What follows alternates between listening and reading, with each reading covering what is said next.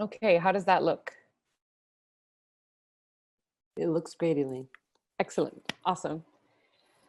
Thanks again for choosing to spend this time with me. I know I feel like attention and time is really difficult during this time, and to sit in front of the computer, I feel like is a bigger sacrifice than it used to be, so I appreciate you being here. The title of this lecture is Making Common, and this statement, Making Common, has become a mantra that I go back to often in my work.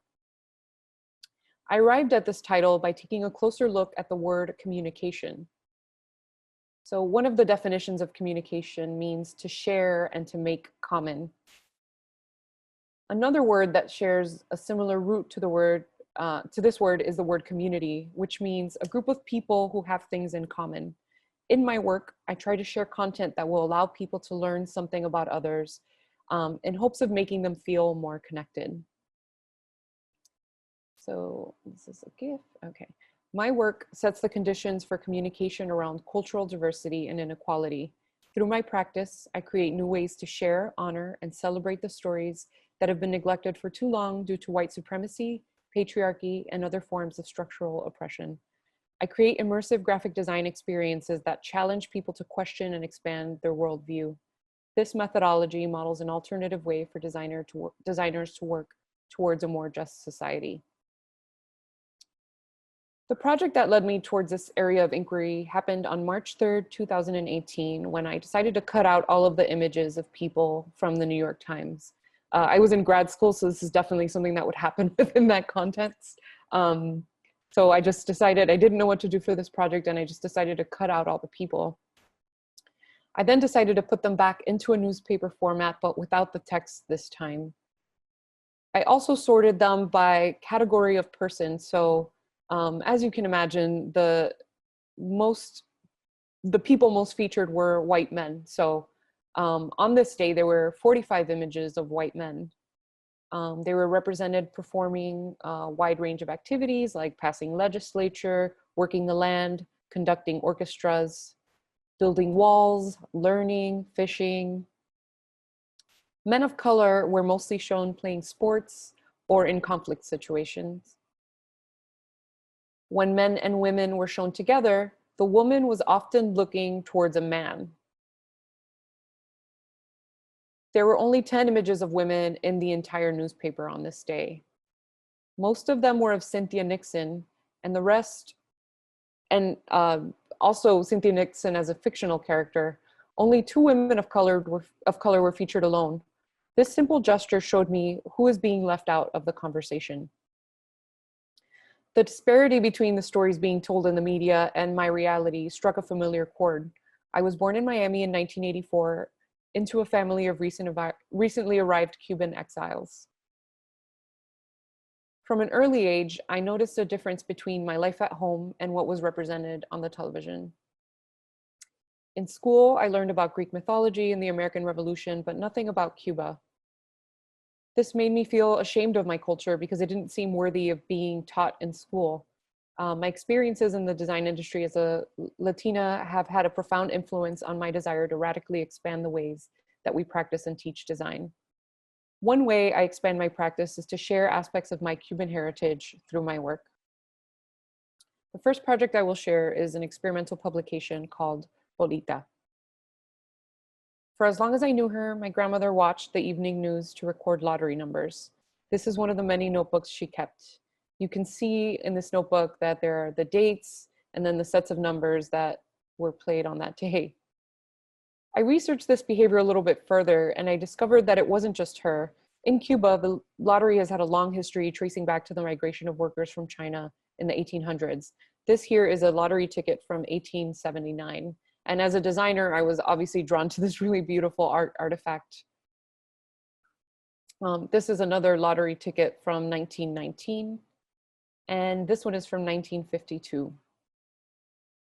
Similar to Chinese numerology, Cubans assign a meaning to each number to help translate their dreams and daily situations into the numbers to play in the local lottery. This system is called La Charada and is really common among Cubans. If you happen to know any older Cuban people, you should just ask them to tell you what any number between 1 and 100 means, and they may come up with a word. So like if you ask them number 6, they'll say turtle. It's very unusual. And I'll break down the system a bit further. So the way this would work is basically if you stepped outside suddenly and saw a horse, this system would tell you that you should play the number 1 in the lottery. So you would go buy a lottery ticket and fill in the number 1, and then you would be rich because that was the universe telling you that you should play the number 1. I was fascinated by this history, so I decided that I wanted to conduct more research by using the numbers and words of La Charada as a guide. So, for example, because number 1 equals horse, I Googled Cuban horse and found this Wikipedia page. I then used that information to create signatures in a book. This is a signature for the number 16, and it is about how the Spanish brought bullfighting to Cuba in 1538. I then designed an interactive publishing game where the numbers you pick determine which page you get. So you start by picking a ball, and that would be the number similar to the lottery. And then that would tell you which page you would grab. You would grab 3 balls, and that would give you pages at random. In spread number 4, the theme is cat, or 4 means cats. So here, when you research Cuba and cats, you learn about Ernest Hemingway's cats with 6 toes. It still exists till this day. So if you have a cat with 6 toes, they're considered a Hemingway cat. Number 7 is seashell, and this page explains how the CIA tried assassinating Fidel Castro with an exploding seashell. And this is what the final package would look like. So you would get your signatures in the page, you would get a little lottery ticket, and also the guide for the rest of the numbers. Each page tells you a fragment of Cuban history to represent how we learn about cultures through random bits and pieces of information. Admittedly, this is a really complicated system to explain. It was hard to make just this project without the feedback of a Cuban person, but it was important for me to stay true to this custom. I like sharing this project in all of its complexity because I believe it is important for students to dig deep into their experiences and cultures to make work about things that are complex, rich, and hard to explain. This is how we make these stories common. Another project inspired by my heritage is based on the game of dominoes. Normally, if we were in a room together, I would ask people to raise their hands if they know how to play dominoes, but I cannot see your hands right now. So I'm gonna assume maybe you don't know how to play dominoes. Many people I've met think that this is how you play dominoes. But to me, dominoes has always looked like this. This is a place called Domino Park in the Little Havana neighborhood of Miami. Here are people playing dominoes in Cuba. And when Obama visited Cuba in 2016, he was invited to play dominoes on TV. And like he says in this still, it is really easy to play. So I'll break it down for you. The object of the game is to get rid of all of your dominoes or have the smallest number when no one can go any further. Each player starts by taking 10 tiles, and the player with the highest numbered tile goes first. You then match the numbers on either end using your tiles until you run out. There's more to it than that, but you get the idea. I was inspired by Studio Moniker's Dazzle Fungus series, and here I would also ask if anyone is familiar with this, but these crowdsourced installations provide participants with stickers and a set of instructions, and then people go ahead and create the piece together. So this conditional design installation gives participants the opportunity to collectively work on the piece. And I believe this allows people to feel connected and engaged to the piece and to have more of an active experience beyond being spectators. So thinking about the game of dominoes and thinking about this piece by Studio Moniker, I created 55 9x17-inch stickers made out of vinyl. The dots also sort of became part of the installation here. And so I created these stickers and had participants play the game of dominoes. And some people, the people who knew how to play dominoes, sort of taught those who didn't know how to play dominoes. And together, this exhibition came to life during the opening of this exhibition, of this show. I've done this twice now. And so this is the installation at MICA, and here are some of my students putting this piece together.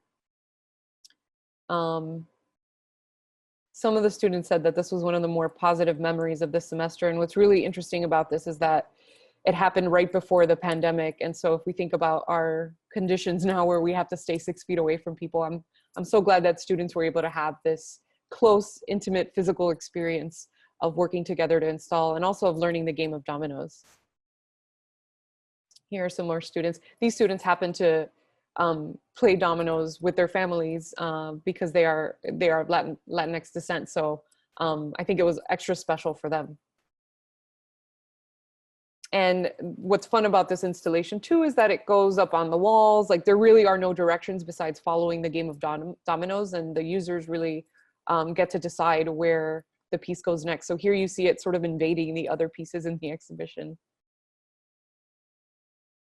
And just working together and maybe meeting people they hadn't worked before. You also see that the tiles aren't really installed perfectly, and that's also part of it. Like this isn't really about perfection, it really is more about the experience. And for me as a Cuban person, it is also very exciting to watch this piece of my culture invade this predominantly white institution. So I derive great pleasure out of seeing this up.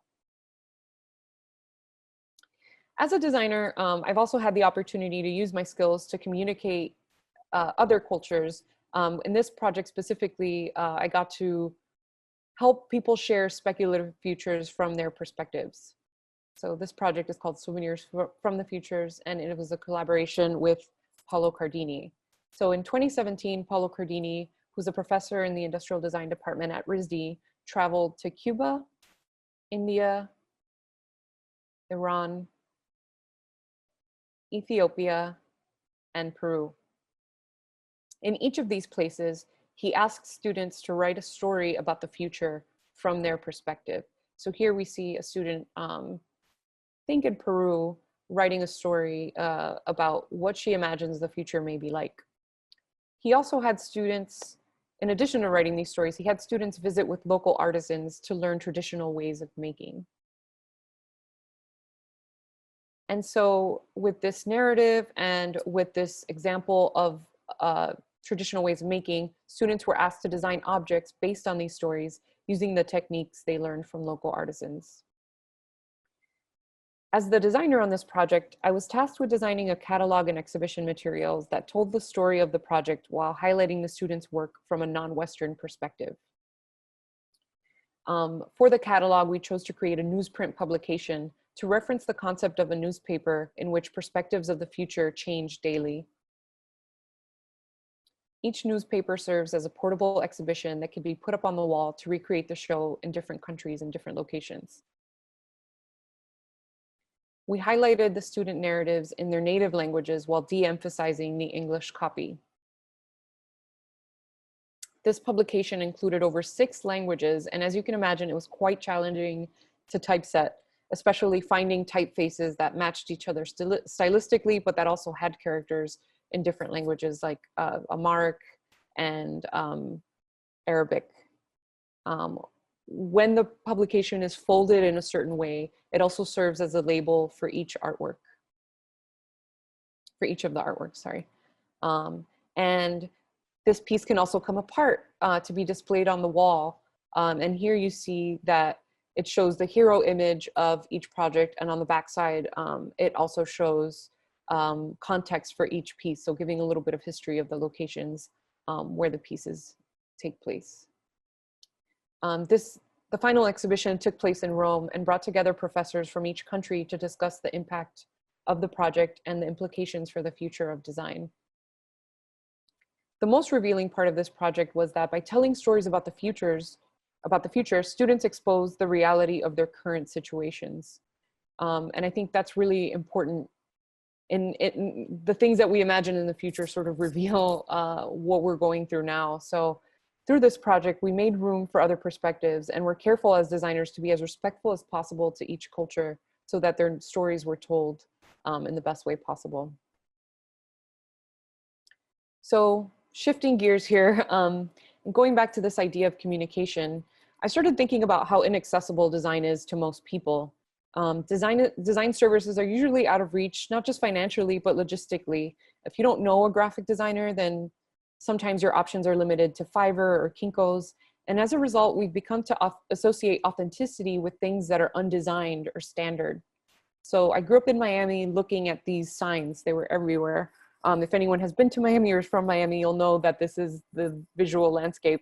I sometimes think, no wonder I became a designer, right? I was like constantly looking at types, colorful type. Most strip malls around the country also have this type of signage here in the US. These signs don't subscribe to the rules of typography that we study in school, but they do get the message across to their intended audiences. To me, this communicates authenticity. So keeping that in mind, since the election of Donald Trump, I've had many conversations about the radical changes people have made in their lives. I wanted to capture these changes as people voted in the midterm on November 7th, 2018. In order to retain the personal and informal nature of these conversations, I reached out to friends via text message and asked, how has your life changed since, as a result of the 2016 election? If so, can you share the first thing that come to mind? And here we see an interaction I had with my good friend Kira. And she said, you know, I think I've gained weight from stress-related eating. I wish I were joking. And I found all of these responses to be very relatable. So they also reflected a left-leaning perspective, right? Most of my friends share my worldview, but I wanted to take these statements and share them in a way that would help people who maybe don't have this perspective empathize with how their choices affected people, have affected people who don't share their perspective. Sorry if that was confusing. So I printed these messages using the same materials and visual language that we see for election campaigns and landscaping businesses, also people who buy houses, in hopes that people would pay attention to these statements and really see them as more authentic. I then took these signs and put them all over Providence, Rhode Island, in the street. So here is an example one in front of a business, just in front of a pole, outside. Some made for great selfie moments. So as soon as I put this down, these folks were walking by and just decided to post, to pose with it. And I'm really glad I got this photo because I think to me, it communicates how these signs make people feel. Usually people sort of smirk and they want to take a picture with them. I've also exhibited this work in an exhibition. So additionally, I purchased the phone number that is on these, that is on this sign. And if you call that phone number, it will ask you how your life has changed as a result of the 2016 election. I think it's really interesting. Sometimes I answer the phone actually when people call, and it's led to some really great conversations with strangers about how their lives have changed. And I love that my design had people call this number, this random number, and just share something that is vulnerable with them. And I'm thinking about this project a lot lately, and I would actually love your help. I feel like I need to reimagine this for this time as we near an election in just a few days, what feels like. So I hope to recreate this project and expand upon it, because I think it's really interesting for us to think about how our... All right. So a different project that I worked in collaboration with my friend Adam Chung is called Hot Air. And this piece uses clear acrylic, silver tape, and balloons. It is a box. It's also an interactive sculpture that serves as a metaphor for the struggle for power and dominance within a conversation. So participants select a balloon and insert it into the small hole on either side of the box. With minimal instruction, people usually begin to inflate their balloon and instinctively begin to compete. Results vary, and the dialogue that occurs between participants brings awareness of the identity of each participant and how power dynamics are present during our conversations. So I'll show you what I mean in a second. So here's an example of some folks playing.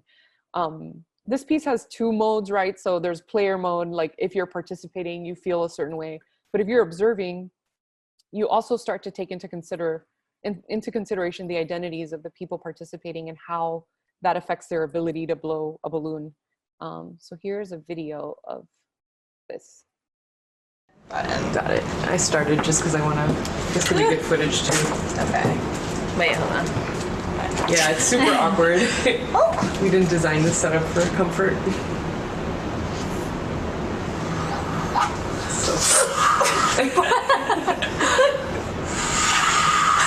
Okay.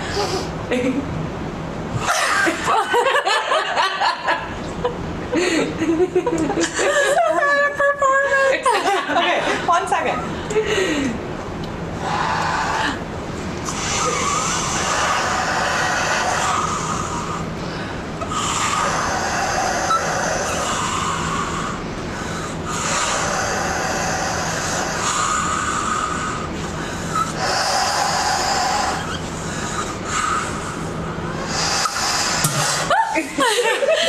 So scary. You know what's going to happen. Then, oh my gosh, I love it. How did that feel?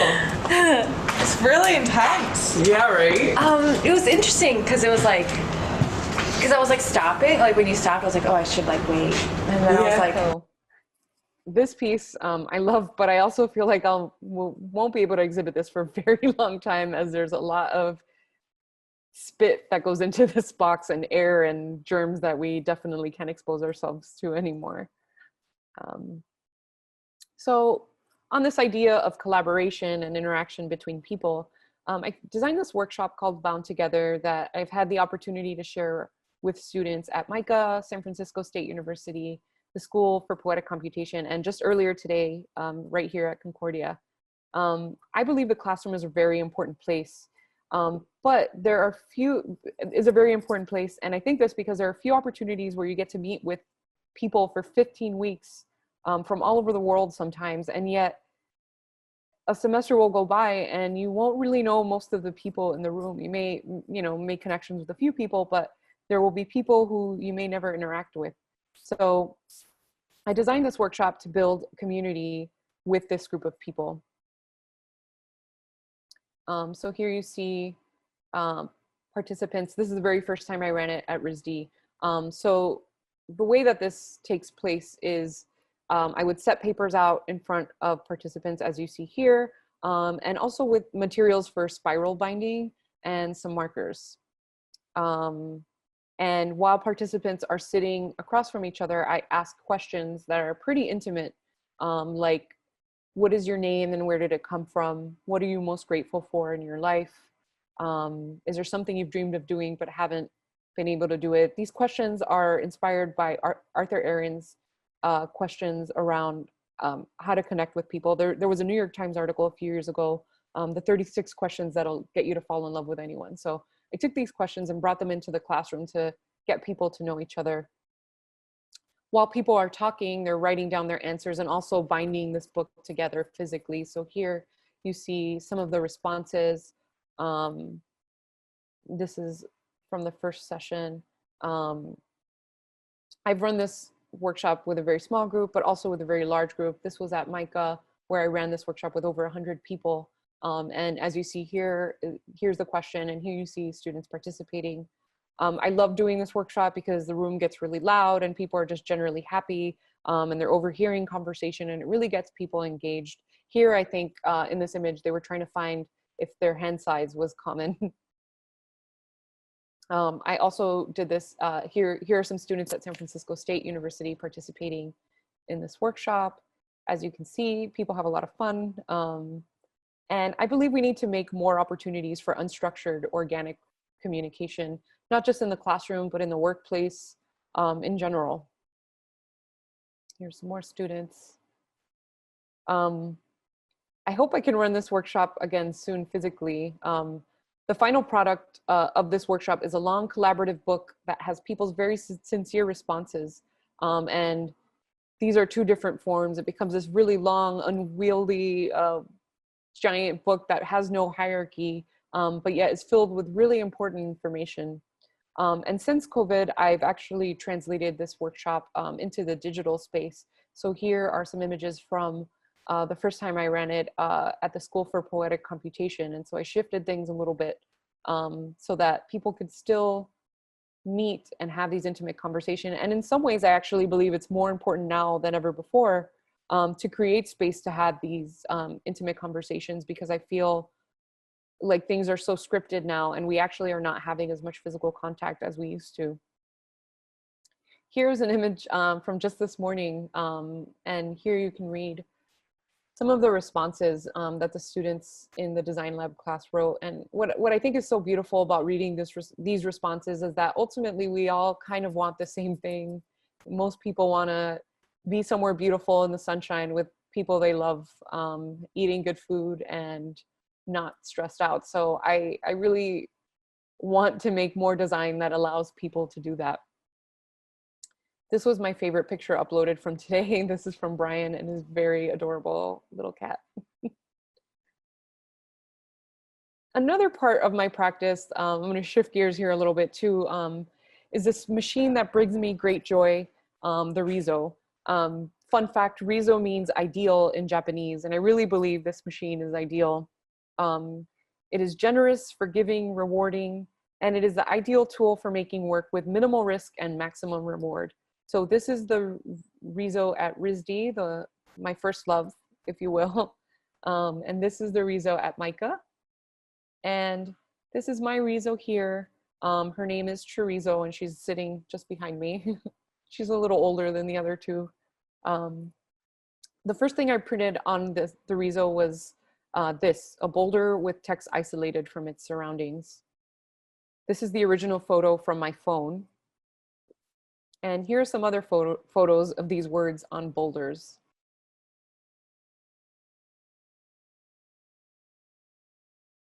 This is one of my favorites. So these are all of the words carved on 24 boulders in Dogtown, Massachusetts.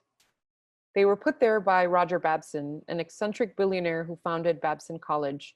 Among many other achievements, he had many other achievements, but putting the words on these rocks is one of his achievements. And he did this because during the Great Depression, he noticed that many people were out of work. And as a billionaire, I guess he was trying to give people something to do. So he hired unemployed stonecutters to carve these inspirational mottos onto the boulders. He said of this project, my family says that I'm defacing the boulders and disgracing the family with these inscriptions, but the work gives me a lot of satisfaction, fresh air, exercise, and sunshine. I'm really trying to write a simple book with words carved into stone instead of on printed paper. But unfortunately, nobody sees these boulders in their location, so I actually decided to return them back to paper where they are more accessible to more people. So here are some of them. This is using the lovely gold ink, which is one of my favorites. Here's the famous Get a Job one. Here you can see the track marks of the Riso and all of its imperfections, which I think are some of the elements that make the Riso special. You always get a different print each time it runs through, and it's never really perfect, but it's somehow better than what you imagined it would be in the first place. And I turned these into posters and prints. So here is the full collection. I'd like to get to the full 36 at some point. I wish I could Riso print all day, honestly. I love it so much. This is another Riso print I made also just before the pandemic. And this was inspired by the terrazzo flooring at my grandmother's house. So I call this piece Terrizzo. And here's a series of posters that I collaborated with my friend Bobby Jo Smith announcing a lecture series at RISD. Yeah, so you can print gold on black paper and it looks amazing. So just pro tip, if you get some gold ink, this is what that looks like. So speaking of Riso, I mentioned earlier that I teach Riso printing, and I created this course around the intersection of Riso printing, culture, and identity. I feel that the Riso is the perfect machine to use when making work about identity because it is inherently joyful and easy to use, which are qualities that ease the burden of making work around difficult or painful topics. So these are my course materials that I obviously had to Riso print also because why not? And even having something as boring as course materials like a syllabus printed on the Riso just makes it more exciting. So also recommend for your educators out there, try Riso printing your syllabus. This first project is called Postcards from Home and is a book collecting postcards that students printed using the Riso about using images that remind them of home or the concept of home. So these are some prints by Bella Hu. And there are, I think they're photos from England, I don't remember, but there are photos she had of a trip she took that was meaningful to her, and she decided to Riso print them using a CMYK process. These pieces are by Leila Goksek, and her thesis was influenced by Edward Said's writings on Orientalism. Jessica He is from Philadelphia, and this is an image of Philadelphia's Chinatown and also an image of a lily pad. Akia Jones, one of my students, made a series of prints for Black History Month using iconic imagery from the Civil Rights Movement. And my TA, Shivani, whose birthday was yesterday, I don't know if she's watching, but she wanted to commemorate fruits she doesn't like, which is, she made them look really beautiful, even though she doesn't like them, but they are very colorful. And a grad student, Yash Goel, his thesis was exploring gender identity by challenging the society's notions of masculinity. So here are some beautiful prints. I think he used pink and purple. He then turned these into a mural, and this was one of the projects we did in this class. So because the Riso is good at printing multiples, it is also good for covering large surfaces. So he turned those prints into a mural and actually combined it with some of his thesis work. These are, this is Desang Ma's work, and she decided to cover a pole with the repeating pattern. And I just love this piece because she used the gray that actually matches the concrete of the pole, and it almost makes it feel like stained glass or something. We also made some Riso GIF animations, and this is a piece from one of my students, Zina, from a trip she took to Spain that was very meaningful to her. And Xing is a current grad student, and she uses a lot of illustration in her work. So through the Riso, she was able to take work that she had animated and turn it into a GIF, but that's Riso printed. And I think turning Riso prints into GIFs gives it this ethereal quality that almost feels like an old film still. Here's another Riso GIF by Jessica. And I'll share my last one. These are lovely to look at, so I could share these all day. But what happened in the middle of this class is that the pandemic hit. So we were forced to go online. And as you can imagine, this was very difficult for a class as physical as Riso printing. So we decided to create a collaborative publication. So I assigned weekly readings to students by authors such as James Baldwin. And I tried to select readings that would help them cope with the chaos of the situation that we were all in, right? We were all in quarantine. Some people had to move out of their studios. It was a very traumatic time. So this simple project just allowed people to read and just create visuals. So each week we did a reading, and then students responded to the readings visually with whatever they had accessible to them. So some students decided to collage or draw. And then we had this book printed by Resolve, which is a Riso printing studio in Lancaster, Pennsylvania. And they printed this book for us. We ordered 100 copies and created an Etsy page to sell them online. And we sold out in about a month, which was really exciting for students to see that something that they created during class could actually be sold and make it all around the world. And the funds that we raised from this project are actually helping to subsidize the printing that we're currently doing in her Riso class, still under quarantine, all online. So we're printing projects for students and mailing it to them wherever they may be. So finally, I turned this idea of making common into an exhibition. So I brought together art and design students, professors, and practitioners that share a common interest in communicating non-normative experiences and perspectives. Collectively, the show explores expressions of cultural identity, personal experiences, and underrepresented narratives through photography, printed matter, installations, websites, and videos.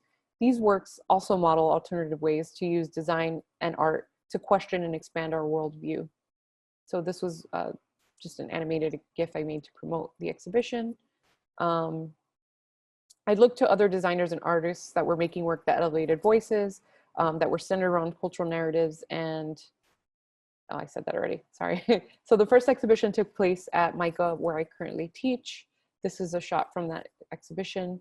And now I'm going to share the work of some of the people in the show, because I really think it's important to promote others and be generous with the space. So this piece is by Tatiana Gomez Gaguero, who was a classmate of mine at RISD.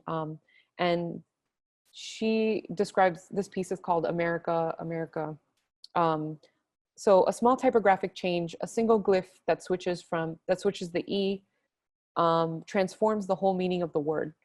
The word American in English has a specific connotation. It refers to people from the United States of America. In Spanish, we consider the American continent as a whole. When we use the demonym Americano or Americana, we do not make any distinctions between the North, Center, or South.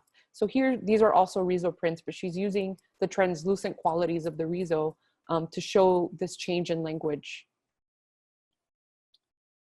This piece is by Paul Solelas, who is one of my professors and thesis advisors, and it is part of his queer archive, and you can find it at queer.archive.org. And it's a loose assembling of queer methodologies with a particular view towards urgent craft, failure, and survival. It's an imperfect signal sent into muddy waters, the start of a speculative practice forming within and emerging from the undercommons. It is a communal publishing space for artists and writers who reject normative narratives through techniques like interference, and refusal. Queerarchive.org is an attempt to move far beyond the printed web. It's an experiment in publishing as the practice of resistance. This piece is by Shira Imbar, who brought together a bunch of amazing artists and designers to create a catalog of visual responses to the situation of migrant children being separated from their families and detained in concentration camps at the southern US border. All profits from the sale of Separated are donated to support and benefit detained migrant children in the US. There are still some copies available online, so check it out. I think the project is called Separated Separados, and I can put the link in the chat after we're done here. This is work by Steph Foster, who is a photographer based in Philadelphia. And this video shows the intimate interactions between two Black hands. Slowed down, the 4-second handshake spreads out over 2 minutes and draws the viewer's attention to the movements of the hands and fingers, intertwining and drawing apart in a nuanced dance. Steph is a good friend of mine. He's actually my neighbor, and he's actually probably 2 doors down from where I'm sitting at this very moment. Daniel Ramos is a Mexican-American photographer currently based in San Antonio. With his work, he tells the stories of those who rarely get a chance to do so for themselves. So this book is beautiful. It's a collection of his photographs. I believe this is also for sale, and it's called The Land of Industrious Men. So I want to end on one of the responses from today's workshop. Lo shared what they value most in a friendship as honesty, openness, respect, support, unconditional love, kindness, and patience. I feel like these are also great values for all of us to communicate through our work whenever possible. And I think they perfectly encapture what I try to aim for in my work. So thank you. That's all I have. I'm gonna stop sharing my screen so I can see your faces because it's very lonely on this side. Right. Hello, I'll unmic myself and join you. My first words are going to say thank you and gracias, Elaine, for your comments and sharing your perspective. I invite everyone to say as much in the chat. And I know, Elaine, whilst you were sharing the discussion of your projects, you couldn't see the Zoom chat, but perhaps we can save it. And if you want to scroll up and see some of the beautiful responses that through in parallel to your conversation. I'm just going to pop in to say we're absolutely going to save the chat and send it to Elaine afterwards as well. So wonderful. Thank you. I would appreciate that. Yeah, and I think, you know, it shows through with the energy and the generosity of how you tell stories about your work rather than talking at the work, that people were interjecting around memories they have of playing dominoes, of that as being a space for sharing, of wishing they could participate with the workshops you're describing. And it was really wonderful to hear you talk around the work and how making comment has so many different themes and approaches and methods. Some of the things that stood out from my perspective, listening to you storytell about it, is your prioritization of access.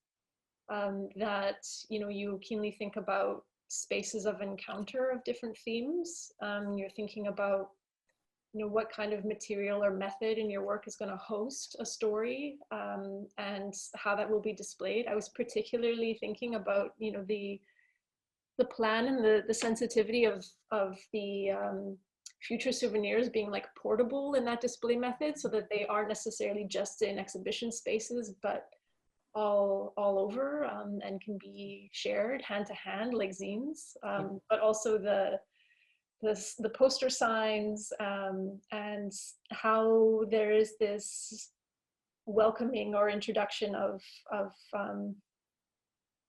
language, in particular. And as we start to segue into this discussion period, we have until 7:30 together. I wonder if I could invite you to talk a bit about language, whilst we welcome in one of M's students, Michaela, who is going to help with the moderating. So we can keep the conversation going whilst we get her on screen. Would you mind telling us a little bit about you know, your feelings towards language, what language you keep close, what language you decide to work in for different commissions? Yeah, I think language as a bilingual person is always something that's top of mind. I didn't actually even learn English until I got to school. So I feel like, and this is a common thing for people who are bilingual or who are first generation, right? You sort of live in between these two worlds where you're not perfectly in either one, and actually, or maybe you're perfectly in both, right? So you're always sort of considering things from different perspectives, and it's something I really can't switch off. So I think that's why my work, why accessibility and generosity and all of this comes through in my work, because I'm constantly thinking like, can my mom understand this, right? Or just thinking about all of the people that may not have access to certain things. I actually think about this all the time, especially with apps or services that are predominantly in English. And I think, wow, I would really love to share this with my family, but I can't because she doesn't speak English, and people haven't thought to make things in more languages. So as a designer, I feel like that's the power we hold, right? We're making things that communicate to people. And so it's our responsibility to make things as accessible as possible.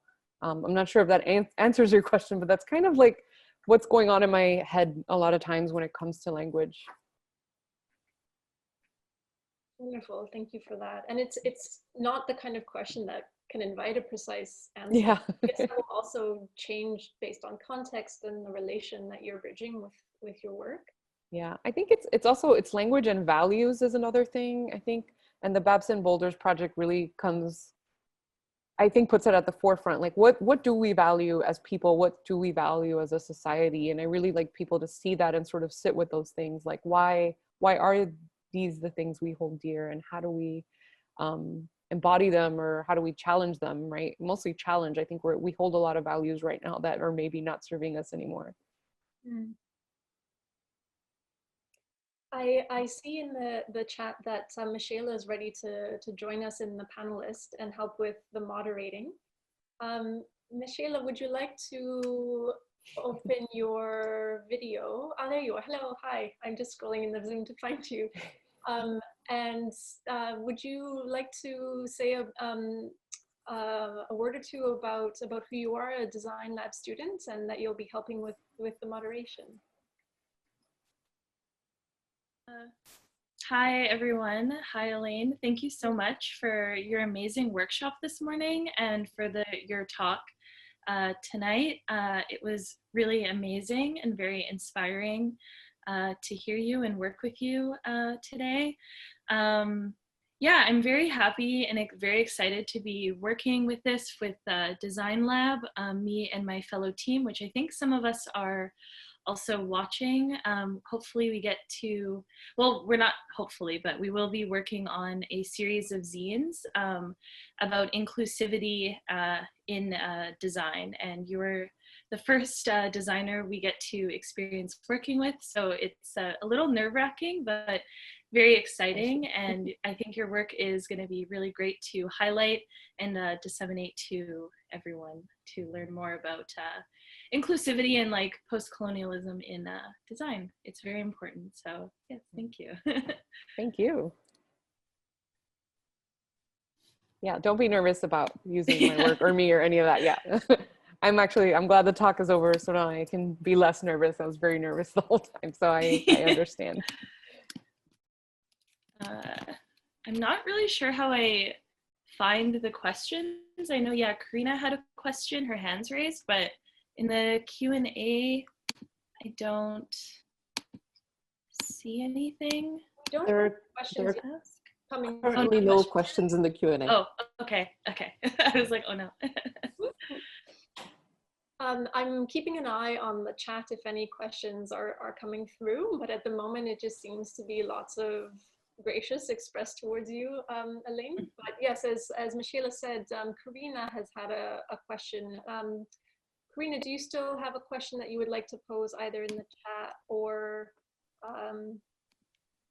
oh, she's saying that her son accidentally pressed the raise hand function, which is very welcome. I actually maybe have a question for you if I can spin things around, but this is the first time I'm sharing my work outside of the US. And I've always been really curious because my experience has been very much US centric, how this work lands in other places, right? I talk a lot about my own experience as a Cuban-American. Yeah, I don't know, did it feel too US centric or is it more universal?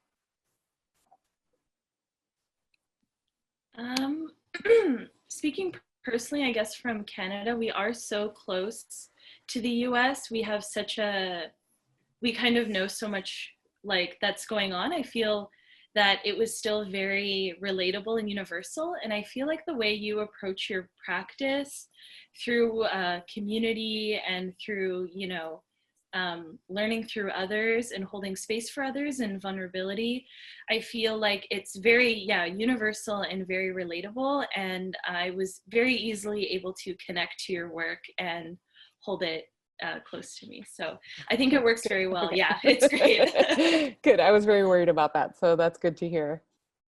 Okay, we have our first question that I'd happily like to ask you. It's from Teresa. She asks, and also I had this question too, how do you see your collaborative work changing or shifting now that we're in a pandemic? Yeah, that's a great question.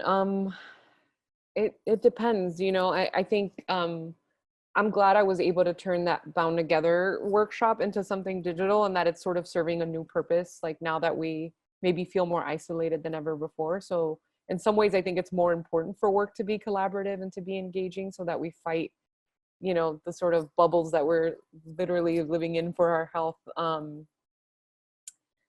Yeah, I think that's one piece that definitely comes to mind. And then in regards to other projects, I feel like I'm collaborating maybe more than ever before in some ways too, right? I'm in Zoom. I'm actually working with people I've never met before on projects through situations that I feel like would not have happened had we not been separated, right? So I feel like I've met so many great people in quarantine because I think maybe now more than ever, we're reaching out and trying to find those connections with people. And I don't know if you feel this way too. Like, I just feel like the summer was just one Zoom chat, one Instagram, like conversation after the other. And it's really changed, I think, my life and my work in ways that I can't even imagine because I still feel like we're so in it, but I'm really excited to see how this way of working and this perspective and this experience is going to shift my work moving forward. I hope to continue to create physical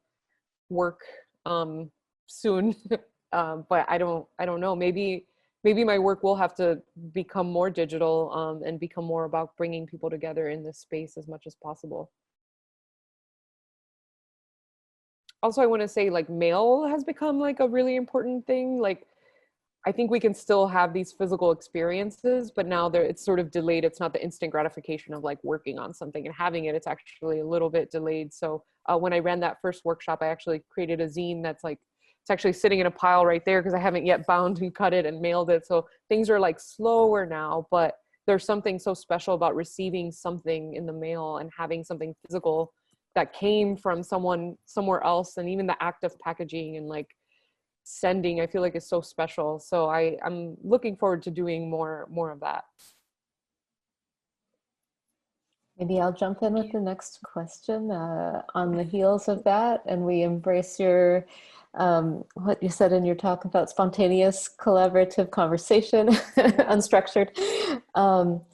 There's an anonymous question asking to speak more about your process.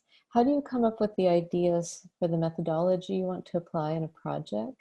And can you speak to that with an example? Because this person is interested in your thinking and your design process. Yeah, this is a tough question, and also not a tough question. I think, so I was a designer for about 10 years or so before I decided to go to graduate school. And I think I made that decision because I felt like I was missing something in my professional practice where I wasn't really able to express myself. I wasn't able to do work about my Cuban identity because nobody was really going to pay me for that. So I decided to take the time to go to graduate school. And it was there where I did start thinking about this idea of a practice and how process informs work. So for me, research is very important. Before going to grad school, I worked as a human-centered designer. And I think that experience of talking to people and being considerate of how people interact with objects or even UX interfaces informs my work to this day, even if I'm working on things that are print or art related, right? Like, how do we consider the users? So I think my practice starts with research always, right? Like, no matter what the project is, I want to learn more about it, and I want to find that bit of information that sparks my interest, that sort of piques my curiosity, and then just kind of dive deep into that and think about how I can share that information that I'm so excited about with others. So I think that really informs my process and what I make and how I make it. Just trying to share. And I guess, again, thinking about making common, like, how do I make this thing common with others? And that I really believe it's sort of a mantra and is sort of central to all of my work. I think there's another question that's a really great follow-up on that, about, do you have a code of ethics and a particular methodology to be responsive, particularly when it comes to accessing your community and communities that are new to you? Yeah, that's a really good question. And it's a hard one, right? I think as designers, we do really need to think about ethics all the time. And I think what has shaped my thoughts around the type of work that I make and who I'm making for is this question of who benefits from this, right? And I had the opportunity to study with Tania Bruguera, who's an amazing Cuban artist, and she was the one who sort of she gave a presentation or in class was always asked, like, who is benefiting from this thing you're making? And I hold that. I think it's so important, especially in this moment where there is so much activism. And I think we want to use our skills to sort of help others. But when doing that, you have to think, like, okay, is this for me, or is this actually going to serve the community I'm trying to help? And it's really difficult. And I think it's just important to even ask yourself, is it my place to make this work? And I think that's why I make so much work about my own experiences and my Cuban heritage, because that's what I have, right? I can own that. They're my experiences. And I think I like to encourage students to make work about the things they know, who they are, and to value that, right? Like, my experiences in school where I wasn't learning about my culture, that sucked. Like, I think everybody should value who they are, where they're from, and be able to express that and make work about that and research that. And that will make us all the more richer, right? Like, if we are exposed, if everyone can be their whole selves, then we're going to be surrounded by people who are their whole selves, and we'll be able to learn from them. So I feel like I veered off a little bit in that question, but I think, yeah, always asking like, who benefits from this, and is this my story to tell, is important. And maybe, you know, I think it's okay to make work for people if it's helping, and thinking about, you know, if it's going to give money to communities that need that, and your work can help people in that way, then I think that's great. But yeah, it's a difficult one. I don't have an answer, and I think it depends. There's so many factors that go into that.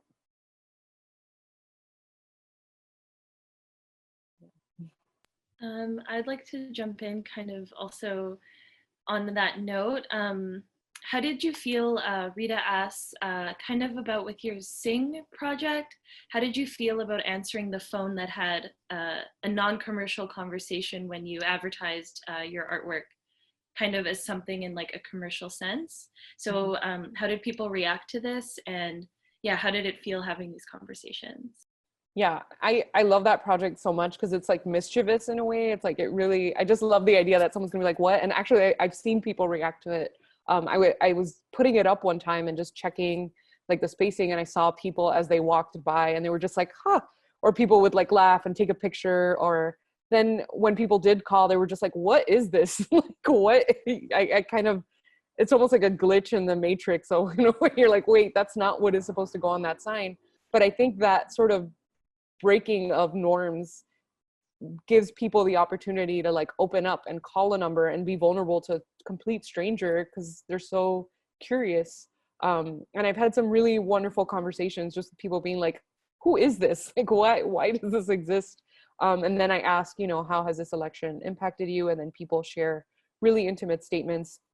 I've had people leave voicemails. One in particular was someone saying that they fear that their rights as an LGBTQ person will be taken away at any moment, right? And someone just, the fact that someone saw the sign and felt compelled to say that to an empty voicemail, right? I think is so powerful, and I want to make work that does that more, right? Like that is sort of what I'm after, work that connects people and has people really question and think about what's going on in the world. I don't know if that answered the question. And I feel the next question, because it draws on some of the comments that you just made about not only providing that space for that interactivity and to amplify these emotions that are welled up, that are keenly felt. It's also seems like it's a documentation or an archiving of reactions to place into situation.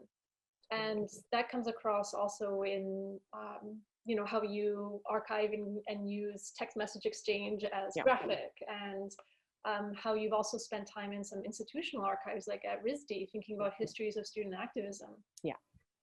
And this relates to a question from one of our attendees who's an artist and also a grad student at Concordia, Del Rosario. She asks or points out that you keep a journal to document your time in grad school, but also as a way to share your wisdom to future grad students, kind of like this generational letter writing and affect. And she asks, did you get any responses from students during this COVID moment with your current role as an educator? Yeah, I'm really glad you picked up on that, actually, because that time is a really important factor in my work. And it's sort of it's like this subtle theme, but I'm really interested in the things we say now and how that'll be looked at later. The Signs Project is another really good example, right? I did that in 2016, and here we are in 2020. Like, I could not have imagined that we were here, and these signs sort of change over time. And like, I feel like if I asked the same people that question now, they would like, how much have our lives changed, right? Like, it's incredible.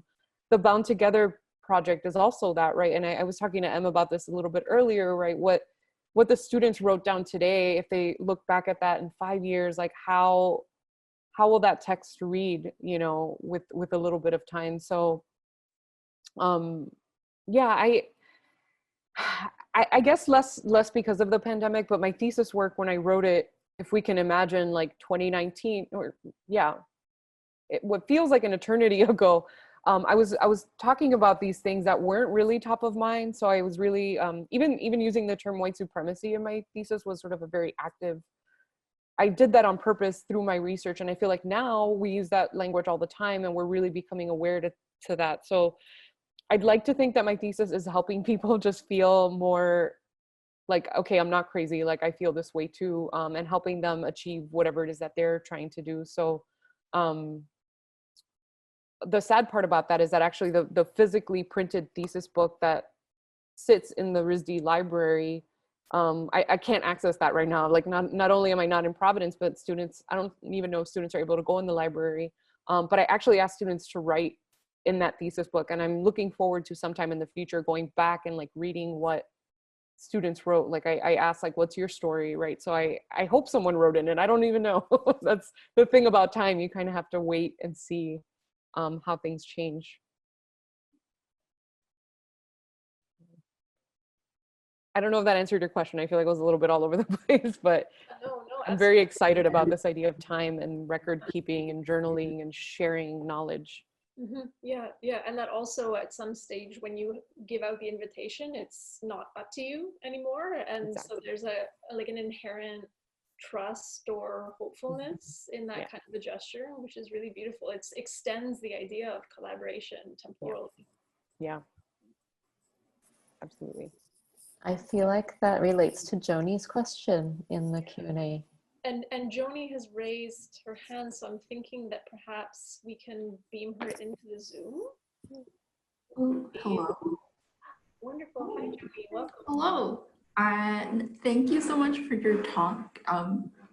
Your work is very inspirational, and also I love all your students' work too. I guess, yeah, I was, in regards to your practice, there seems like there's like a gravitation towards physical media that can easily disseminate like information, language, images. I guess I'm specifically thinking about the postcards, the ads, the Riso prints. And I'm wondering if there's also this interest in using digital media too, or if there's something about the physical object that's more attractive. I also noticed, is there like a gravitation towards media that might not necessarily be considered high art material in relation to making things common, or like kind of breaking down hierarchies? Absolutely. Yeah, you hit the nail on the head. I think actually the reaction of my work being so physical was sort of, I feel like as designers right now, we're sitting in front of the computer all the time. We're working with so much digital media that I was really drawn to things that were not digital actually as a reaction, almost to balance out things. I think there is an emphasis on digital media right now. And at the time before this pandemic, I really wanted to make because I think we ignore the physical in a way, and maybe now so more than ever that we are having all of our interactions via the computer. So I just wanted to create experiences that broke people out of the digital and had them embrace the physical space again. And then when it comes to the materials, that's also a really good point. I think there is beauty in the common. I do want to, even the newspaper, we decided, even though printing newsprint is actually quite expensive, but this idea of a newspaper, something disposable, is a really important part of that piece because it's so light actually, right? And it's easy to share, and you have to have other considerations when making work with other materials. Like, is this mailable? Is this, shareable with multiple people? The signs too, I made those on signsonthecheap.com, use their design like templates. Actually, I didn't use Photoshop or Illustrator. I feel like we've become so beholden to this software that it's really preventing us from like exploring a little bit more. So whenever possible, I do try to make things as physical as possible. And I think that's what draws me to the Riso a little bit, is that it does have this materiality that I feel like is missing in design sometimes. And the Riso has brought joy back into design for me.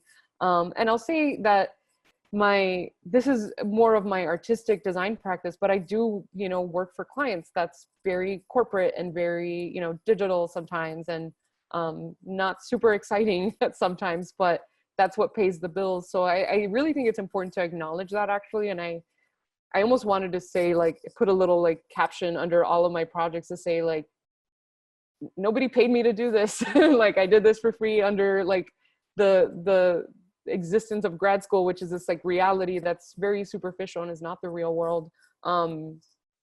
I think it's just important to acknowledge that yeah, as a designer, I'm doing a lot of different things at once. And the work I make for clients that is maybe less exciting sort of provides me with the resources to create work that is a little bit more expressive and artistic. Did that answer all of your question, Joni? I know that I feel like I start talking and yeah, that was great. thank you. It's like I start talking and I forget what I was talking about in the first place. Anyway. You like hit all the points and more. It was great. Thank you so much. Thank you. I don't know if you can see the chat also, Elaine, but Yeah. Muriel, so thanks for your honesty and transparency. I also really appreciate that in artists or graphic designers talks when they talk about how to make a living and how to balance all of these real considerations. Yeah. I wanted to return to the theme of time, which has been a recurring theme throughout our day together as the sun's going down or has gone down here. And Joni's question, I feel like highlighted how physical materials slow down the process of communication. And you were talking about in the workshop this morning, it was nice that we had kind of, it felt like ample time, although at the same time it felt like not enough time because we just want to talk more and more.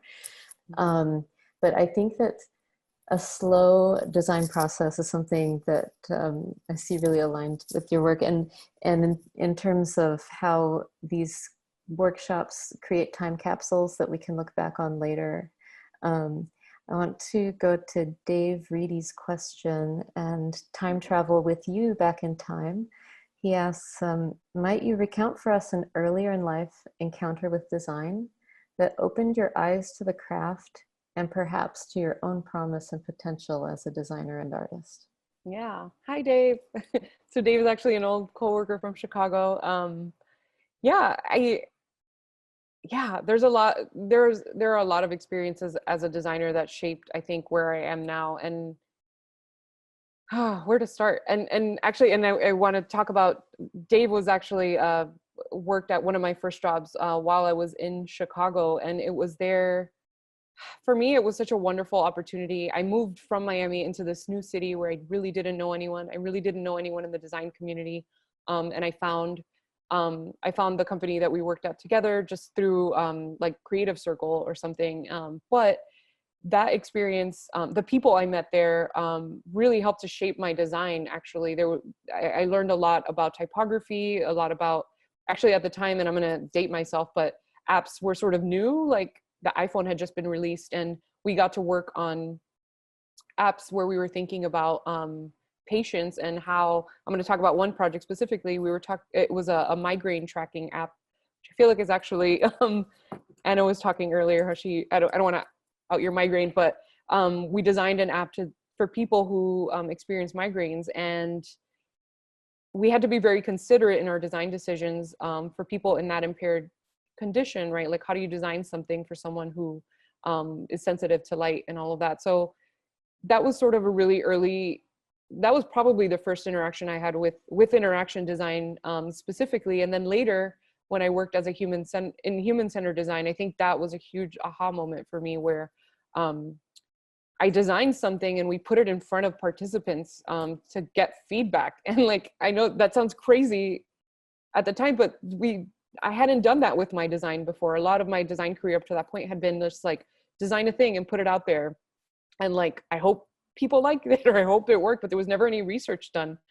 So when I was working in human-centered design and had that first experience of working with research participants, and they were like, I don't like the yellow, I was like, wow, maybe yellow was a bad decision. It was a very humbling moment as a designer to say, actually, maybe I don't know everything.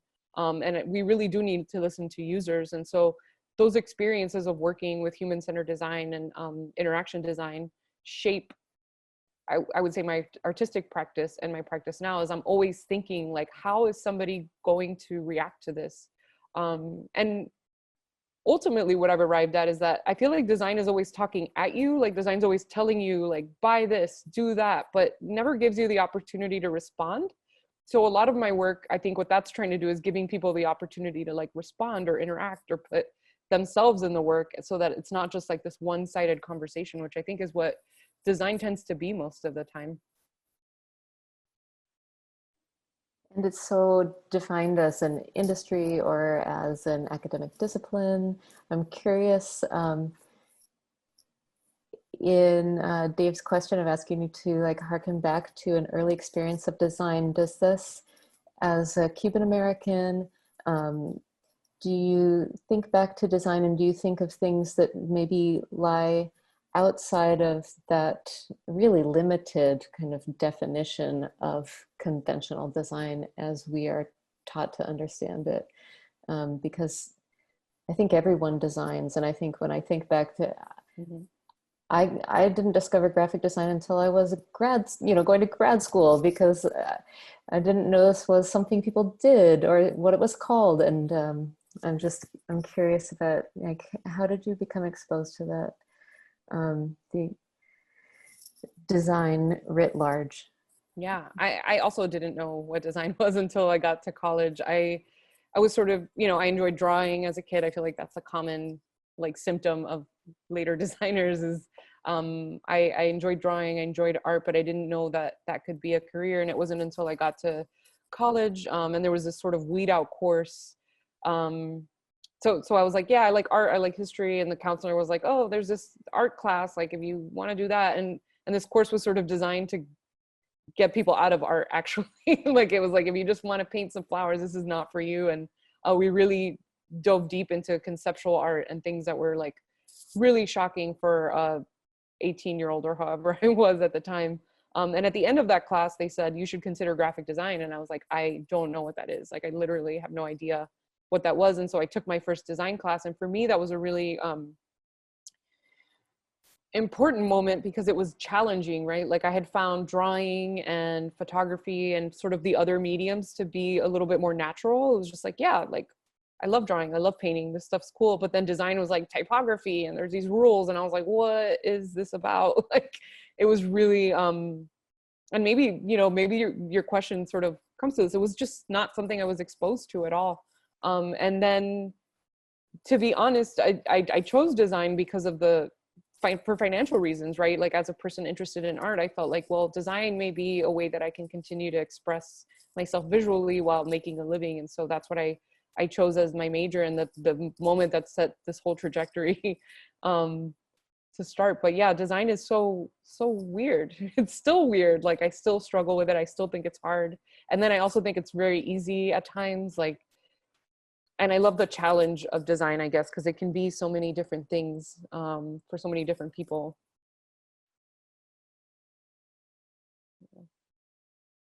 I think we have time left for one more question, if we can impose it upon you, Elaine. And I'd love to pass it to Michela to choose and have that chance with you.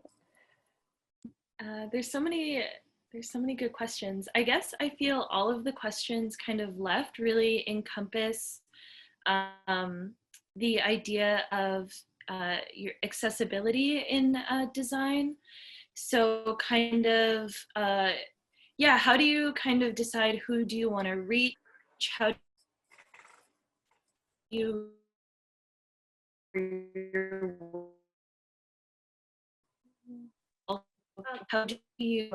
respond? How do you design kind of responds in academia in terms of in colonial and my it's also bad. But yeah, so how do you did I cut out? A little bit, yeah. I like made out words that I feel like I could use to like shape some sort of answer, but yeah, completely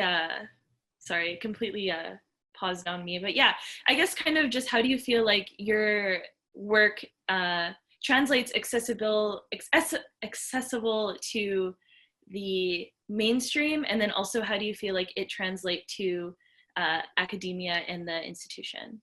And I hope that is it. Yeah. Makes sense. Definitely makes sense. Totally worth it. And it's something I struggle with, honestly. Like I thought about accessibility a lot, and it's something I struggled with at grad school at a place like RISD that costs so much money, right? I'm a person who didn't come from a wealthy background, and I was exposed to people who did come from wealthy backgrounds. And it was sort of for the first time I was really confronted with wealth and experience and lack of experience. And there was something about grad school that really like brought out like, oh wow, I did not grow up like some of these people. And in some ways that being in that environment heightened that for me. It was just like, no, like design is messed up. Like, you know, so many people don't have access to this. So how do we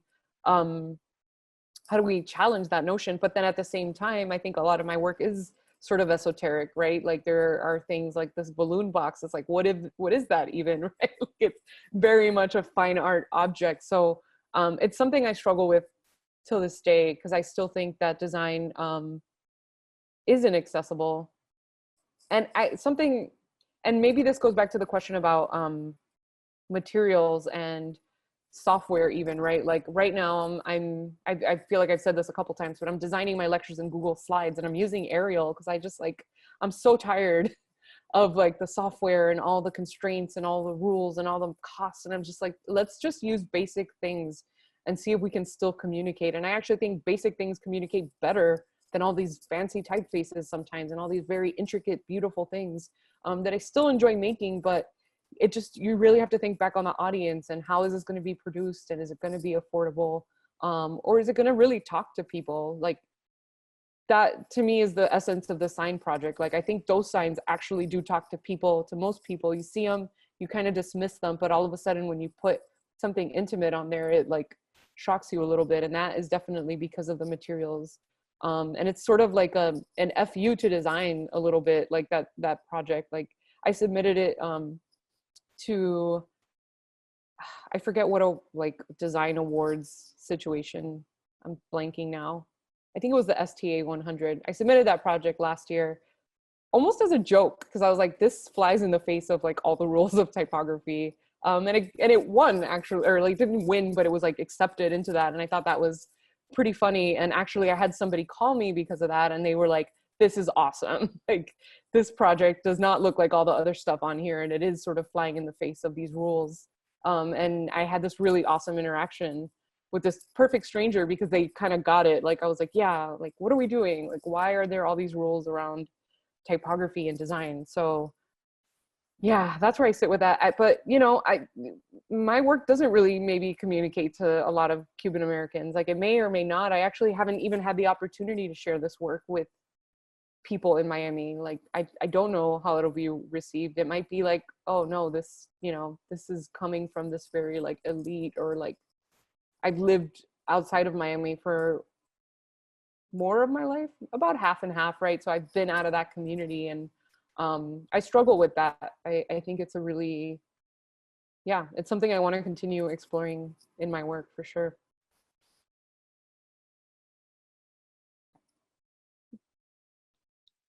I think on that note, we might wind down our Zoom gathering.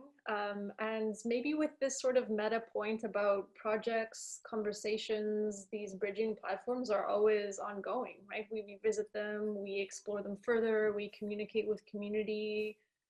And I would like to take another opportunity to invite everybody assembled to express thanks to you, Elaine, for joining us and sharing your ideas and your work.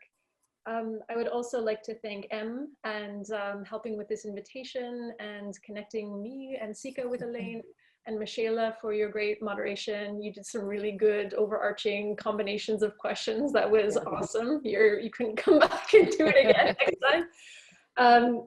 So thank you for the Design Lab, and also the affiliation with the Concordia University Research Chair, Jason Lewis, and the funds for the Computational Media and Indigenous Future Imaginary. I want to also thank Fourth Space and their staff for their digital hosting. Thank you, Anna.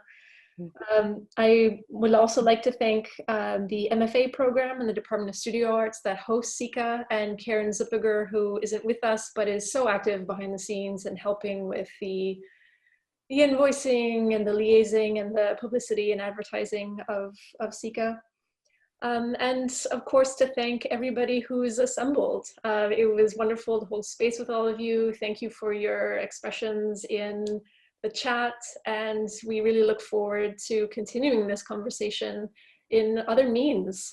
We've shared your website, and we can also find you on Instagram. Are there other platforms you'd like to share, Elaine, where folks can keep yeah, I'm most active on Instagram, so I think that's probably the best place to reach me. Yeah, my website, Instagram. I don't try not to use Facebook too much because it's really scary these days. So Instagram would be the best place. LinkedIn, I guess, also.